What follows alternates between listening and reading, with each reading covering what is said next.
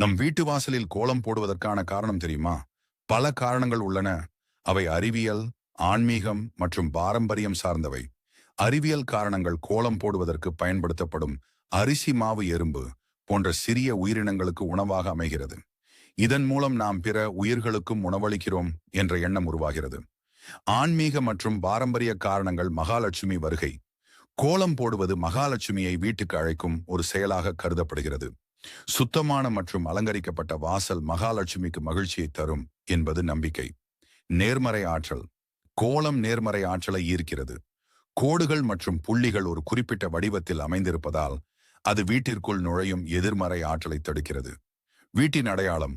ஒவ்வொரு வீட்டிற்கும் ஒரு கோலம் அதன் தனித்துவமான அடையாளமாக அமைகிறது. அது அந்த வீட்டின் பண்பாடு மற்றும் கலை உணர்வை காட்டுகிறது. தினசரி பயிற்சி. தினமும் காலையில் கோலம் போடுவது ஒரு நல்ல பழக்கம். இது மனதை ஒருநிலைப்படுத்தவும்